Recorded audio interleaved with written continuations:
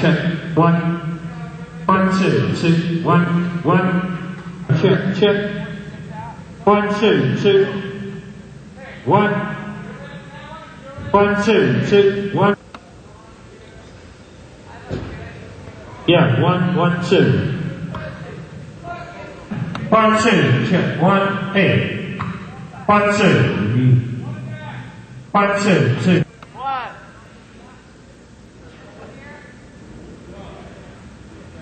What do you need, Brian? Just to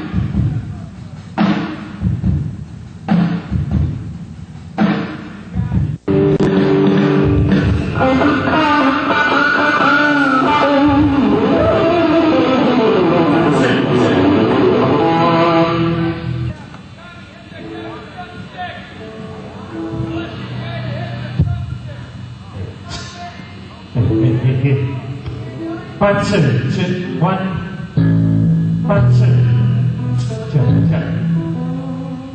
Woo!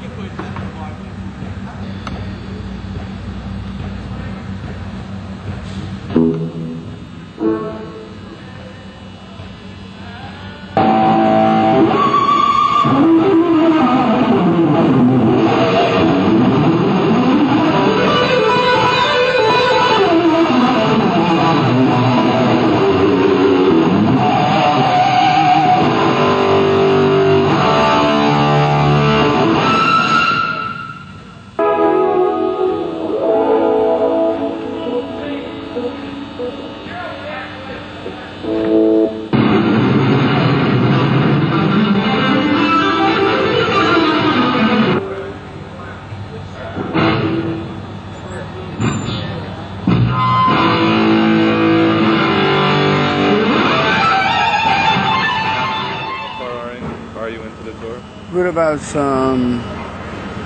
8 weeks into the tour. Okay, and this new album you actually did a year ago, though, right? Yeah, we did it before we did the first American tour. And we held the first album back so as we could tour America with the first one, which was released a year before in England, so as we could come straight back on the road this year, you know. And do you have any album in the can or anything? No, I've got ideas for 2 albums, which I'm hoping to record as soon as this tour finishes, which will be about September of this year. Hopefully it'll be released around January or February next year. Okay, and how are the crowds been? Phenomenal, incredible, real big crowds, yeah. Between 18,000 and 20,000 people a night, you know. That's great, yeah. Also, when you finally go into some cities, are you still getting some of the flack and everything? There's been a lot of flack from this tour because of the controversy and because of the way it snowballed with these crazy things that have happened on the road.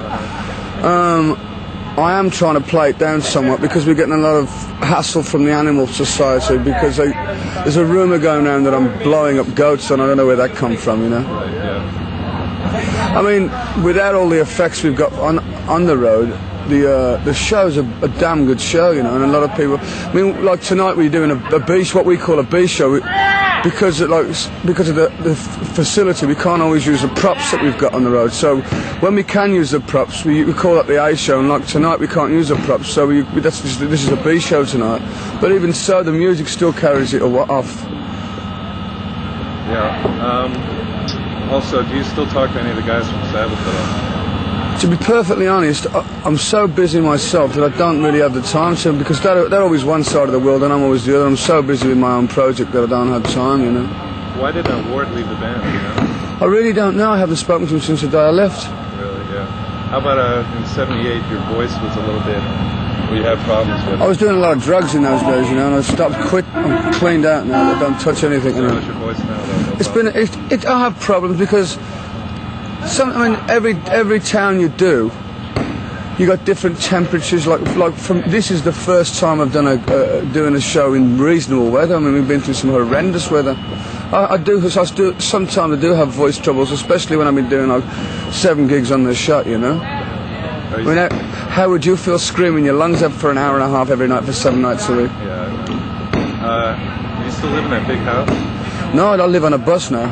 No, you remember the house I used to live in during the 70s? Oh, I don't live in there anymore. I've divorced my wife since in those days. Yeah. So, how's the reaction in England compared to America? Are you bigger here, do you think? Oh, without a doubt. I mean, the American market is far more greater than it is in England, but I still have a very good following in England. But bands like Saxon and Motorhead are getting pretty popular in Europe. I don't know about Saxon so much as Motorhead are the biggest thing in Europe at the moment. They toured with us on the last tour. They're great guys, you know.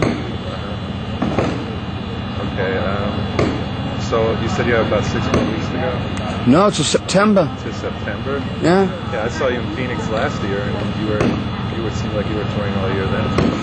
But it's like it's been a lot of, it's been very disciplinary for me because whereas Sabbath I gave up when I was drinking a hell of a lot of alcohol. I mean, this time of the day with Sabbath I'd have been on my back somewhere, you know, smoking marijuana or something, you know, getting crazy. But it's not worth it. I'm becoming very anti-drugs at the moment. I realise what now. When I've cleaned myself out of it, I realise what an idiot I was, you know. Yeah, it seems like, I don't know, it can get really self-destructive a lot. You're under the influence of a drug and it screws you up. You can't function. You wouldn't perform a brain surgery operation under the influence of a drug.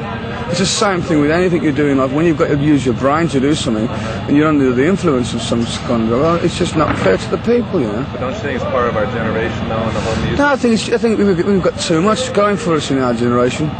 We have a lot. We're so free, and we don't realise how free we are.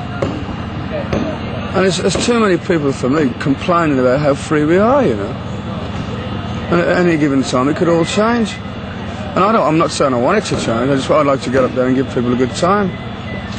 And people, you know, I've got this reputation of being I suppose I am crazy. I mean, who's more crazy than me for entertaining kids or people building the biggest thing to blow us all to kingdom come? I don't think so. No, but that's entertainment. That's a show. Yeah, but I've had a lot of controversial comments on this tour about how bizarre I'm getting and do you think you're taking it over the top and all this? Well, I'm not. It's just show business. That's all it is show business. No, you put on a good show, definitely. Yeah. I do my best. Some nights is better than others, you know. I come off stage sometimes feeling depressed, but the kids enjoyed it, and so that's all. In actual fact, that's all I'm there for, to make people walk away thinking, "Wow, it was a good show," you know. Then other times I thought I was pretty good, and they walked away thinking, you know, I think it's you can never win.